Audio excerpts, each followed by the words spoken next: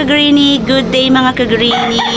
Magandang umaga po sa inyong lahat. Lumabas po dito sa amin, sa area namin. Si Haring Araw, ayan nga medyo mainit na. For today's video, i-share ko po sa inyo ang tips paano po mag-apply ng fertilizer sa ating mga cactus and succulent. Fertilizing sa ating mga cactus and succulent, isa po yun sa mahalagang ginagawa natin sa ating mga alaga. Dahil ang lahat ng mga halaman po ay nangangailangan ng fertilizer or nutrients para po sila ay manatiling lumago at mabuhay. At ito ang aking gamit na fertilizer, ang Osmocote. Simula noon hanggang ngayon, ito talaga yung aking ginagamit sa aking mga cactus and succulent. Mga 2 to 3 years ko na itong ginagamit. Maliban sa vermicast na nakahalo sa kanilang potting mix, wala na po akong ibang ginagamit. Ang organic na fertilizer ay ito lang po, Osmocote. Maliban sa mga natural fertilizer na gamit ko, which is banana peel at saka betchin, ito pong fertilizer na ito ang aking gamit. So lagay tayo ng 10 to 15 pieces. Ayun lang po yung dami na nilalagay ko sa mga succulent ko kapag naglalagay ako. Lalo na pag ganito lang po kalaki ang kanilang pot. Tayo namang mga plantito, plantita, iba-iba naman yung mga fertilizer na ginagamit natin. Kaya okay lang din po yun. Wow! Lumalaki na yung luwela ko ngayon. Ang fertilizer na ito ay nakapatong sa lupa. Makukuha ng fertilizer na ito ang nutrients sa pamamagitan ng tubig. Kapag sa tuwing sila ay ating didiligan or kapag umuulan din. Ang fertilizer ay may mga nutrients na naibibigay at maitutulong sa ating mga halaman. Una dito yung nitrogen, pangalawa phosphorus, potassium, yung sinasabing NPK, at calcium at iron. Ito ay malaking tulong sa ating mga halaman kasi ito ay nakalagay sa lupa para sila ay lumago pagkalipas ng mahabang panahon. At ang black prints kong dalawa na lang, sila na lang ang matatag, hindi nila ako iniiwan. Thank you so much. Etong mga black prints ko dito sa lowland, medyo may pagka maarte.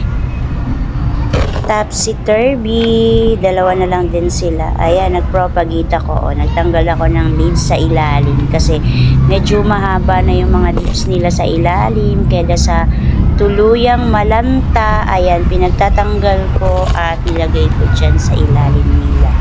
Ito parang natanggal yung parina niya. Nabasa ko, ayon sa isang expert, hanggat ang mga succulent daw ay nakatanim sa malusog na lupa, healthy soil, kadalasan ay maari silang mabuhay ng walang fertilizer. Pero, may pero ha, hindi daw ibig sabihin na hindi ka dapat maglalagay ng fertilizer. Kasi daw, depende raw yun sa sitwasyon. Ang mga nakalagay daw na succulent sa container, kagaya ng mga plastic pot, clay pot, terracotta pot, limitado daw yung paglago nila kasi limited din yung space nila. Limited din yung mga nutrients kasi nga nasa limited lang sila na size. Malaki na si Jocelyn Joyce at ito naman ang aking curly pink, si Luella. Mas maganda daw talaga yung mga cactus and succulent na nakatanim sa ground kasi hindi limited o hindi nalilimitahan yung paglaki ng kanilang mga leaves, stems at saka yung mga roots nila. Hindi kagaya ng mga nasa clay pot, plastic pot, may nakaharang sa kanila. Kaya talagang hindi sila lumalaki ng sobra-sobra. Hindi kagaya ng mga cactus and succulent na nakatanim sa ground. Tingnan nyo yung mga nakatanim sa Benguet, di ba? Ang ano nila, ang lalaki nila, nabubuhay sila ng matagal dahil talaga namang healthy yung soil nila sa ground.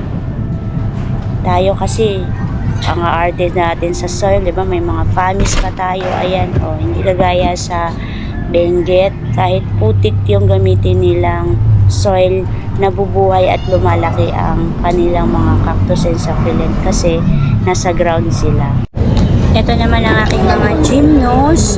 Hindi ko pa rin kasi ito nalalagyan ng fertilizer, kaya ngayon lalagyan ko sila.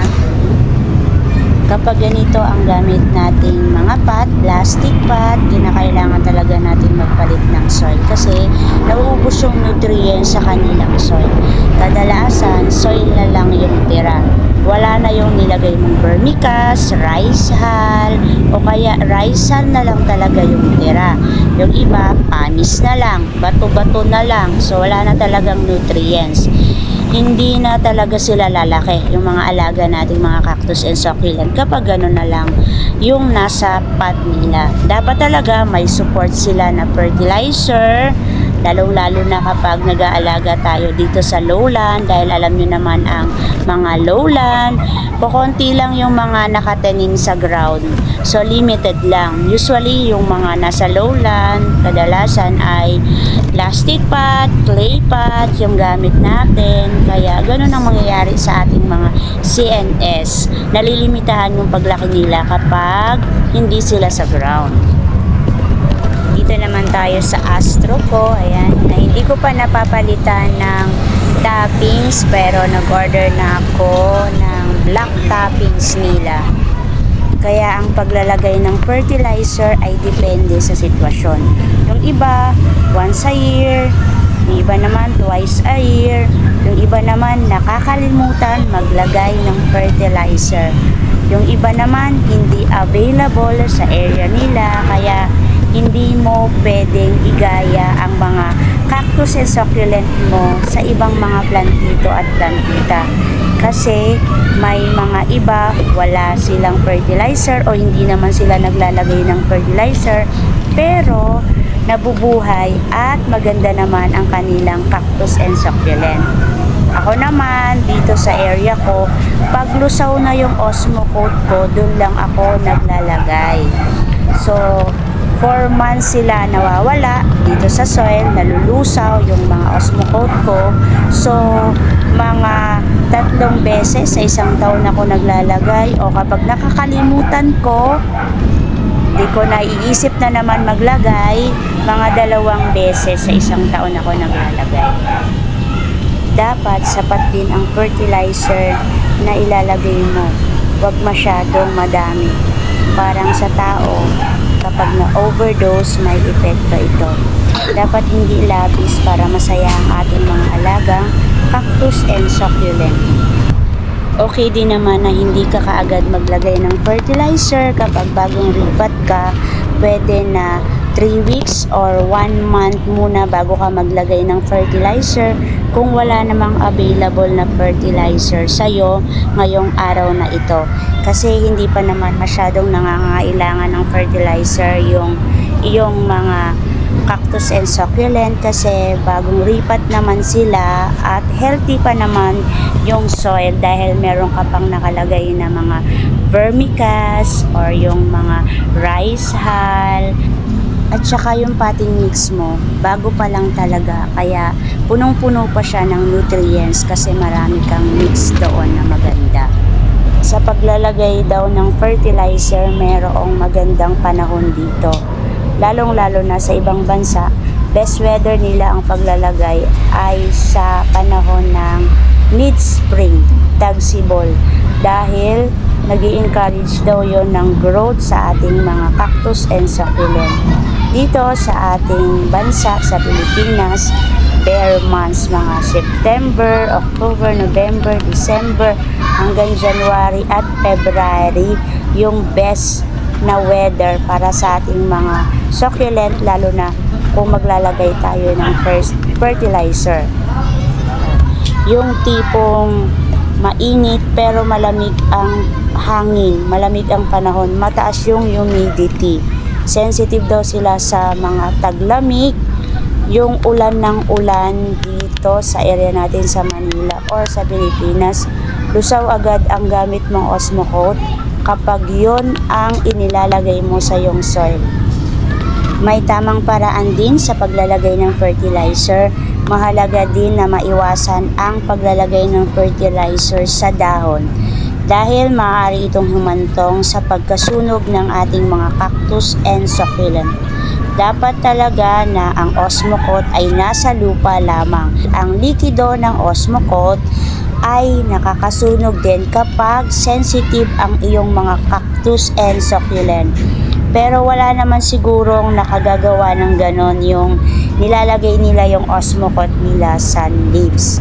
Kapag ganon, accidentally ninyo nalagyan ng Osmocote ang leaves, tanggalin nyo agad kasi baka umulan, pagkatapos umaraw, ayun, kawawa ang ating mga cactus and succulent. Iwas na lang tayo doon. Mga Purple Delight, kahit isang beses mo lang sa isang taon lagyan ng fertilizer, basta meron lang silang vermicast sa soil. And that's it for today mga ka-greenie, at sana po meron kayong nakuhang tip kung paano po mag-apply ng fertilizer sa ating mga cactus and succulent. Shoutout muna po sa aking new ka-greenie, yung mga bagong nag-subscribe po sa akin. Hi sa'yo, Inday Nanet Vlog. Visit din po ninyo ang kanyang garden or yung mga halaman niya dahil plantita din po siya. Kung love po ninyo at nagko-collect din po kayo ng mga plants, ayan po kagaya ko, please po pa-like and subscribe to my channel, Ana Duran po. Thank you Lord sa araw na ito. May God bless you all. Bye bye po mga ka-greenie.